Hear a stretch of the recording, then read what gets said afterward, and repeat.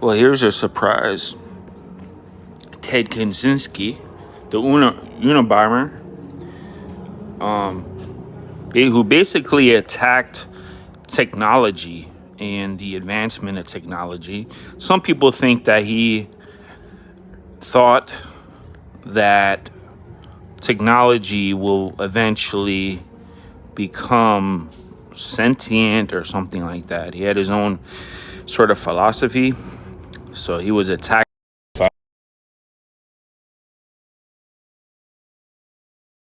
Actually, it would be great if technology were sentient. I don't see that happen anytime soon. I think the advancement of technology is a great thing. That's what humanity needs so that we can get to the next level. But anyways, this guy believed differently. And he's dead now. So yeah, he basically planted some bombs back in the 90s and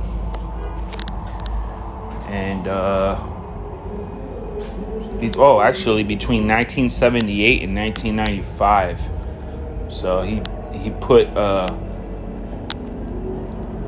he attacked academics, businessmen, and random civilians with homemade bombs between those years.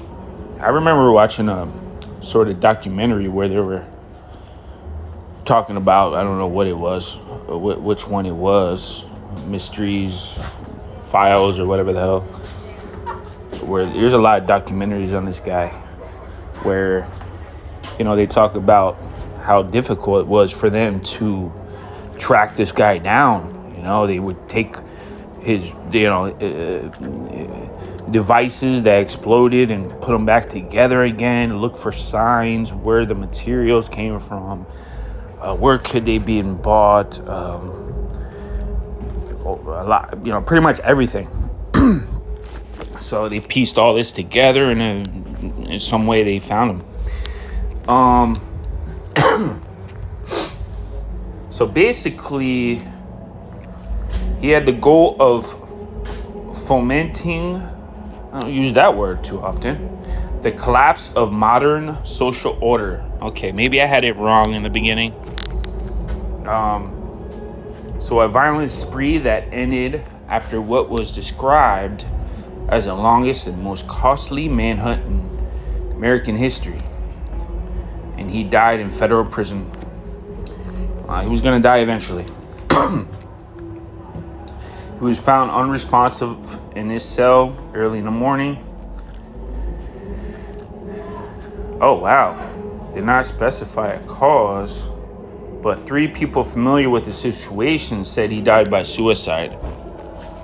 So maybe he just got tired of living. You just 3 meals a day, doing the same monotonous type of crap. He probably just got sick and tired of the life after living that way. You probably planned out the way he was gonna do himself out and took care of it. Took the initiative. That's understandable. It's just not really much of a life, as far as I know, in federal prison. There's no way to escape. It's freaking federal prison. You ever hear about anybody escaping federal prison?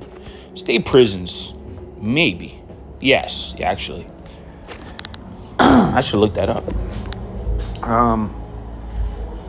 So Mr. Kaczynski traced a singular path in American life.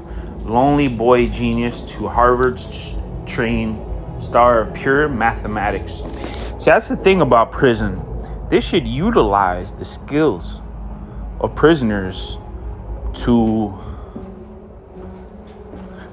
the advantage of society.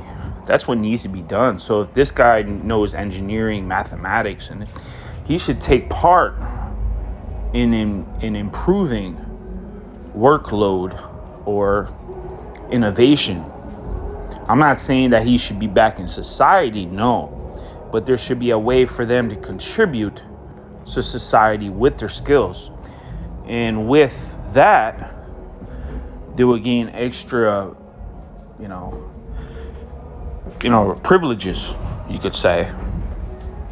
Instead of just, paying thousands and thousands of dollars a year for people to just wallow away in a prison for doing nothing with their skills. Why don't they build infrastructure? Why don't we have high-speed rail? That's what I'm talking about. Like, put their mind to use. That way they're going to be more productive. They're going to be less violent, yes, especially in state prisons, because they're going to have something to do. A lot of these times when people ended up in prison because they had nothing to do, only think about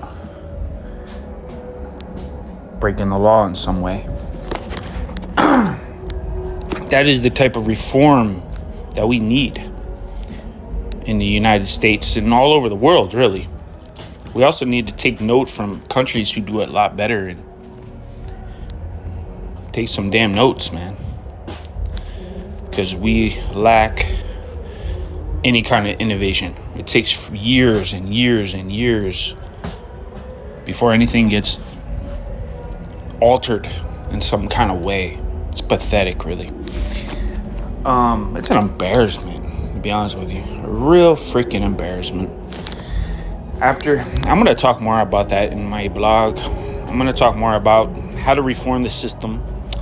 What is the protocol required to do so? Because oftentimes that just doesn't formulate because of bureaucracy, corruption. So he was captured by about 40 FBI agents in April 1996. His particular ideology was less the subject of debate than the question of whether his crime should be dignified with a rational motive to begin with. Well, of course, you need to study criminology because it teaches society about what is going on in their mind. It's great knowledge. You don't just drop somebody off in federal prison and forget about it, because we can learn. We can learn prevention, and we can learn to be proactive in preventing crime in the future. This is the kind of idiocracy that stifles true prosperity. Psychologists involved in the trial saw his writing as evidence of schizophrenia. I don't deny that. His lawyers tried to mount an insanity defense, and when Mr. Kaczynski rebelled and sought to represent himself in court, risking execution to do so, his lawyers said that it was yet further evidence of insanity. For years before the manifesto was published, he had no reputation beyond that of a twisted reveler in violence, picking victims seemingly at random, known only by a mysterious sounding nickname with roots in the FBI's investigation into him. The Unabomber. It became widely publicized that some of his victims lost their fingers while opening a package. Bomb simply going through the mail prompted flickers of nervousness in many Americans. Maybe that's why you just kick the package around. You don't open it. You just give it one good kick. See what happens. You see somebody walking down the street. Hey, I can't reach that package. You mind if you just open it for me? I'll give you $5. That would be crazy. Okay. So he is this ugly mug right here. After his arrest, Mr. Kaczynski extraordinary biography emerged. He has scored 167 on an IQ test as a boy and entered Harvard at 16. It's amazing. We could have utilized his mind to do great things. We really could have. If we would have made him sort of a, I don't know how to tap into that resource, but what if you made him part of a group study, or you made him part of a team of some kind of project where he can interact and contribute? That would be the way prisoners can contribute to society without being in society. So there's no reason why they can't have privileges, because it's going to benefit them and society. It's going to lower violence. They can have their own little privacy, their own stuff, their own wife or husband or whatever. But prison system in the United States is solely bent on punishment, and it's understandable, because people feel that, well, what about the victims? You know, what they won't be able to enjoy any time with their family or contribute to society in any way. That's true, but we need to focus on society, or rather reality as it exists, not as we want it to be. Because if it were as we want it to be, then we would bring back all the victims back to life, right? Then we'll have a bunch of zombies walking around here. Anyways, it's sad, because they could contribute to society, build infrastructure, teach over, how about this? Technology. What if you have somebody who's a gifted teacher and that's their passion or whatever? What if they're doing it from prison, but through a Zoom type of technology?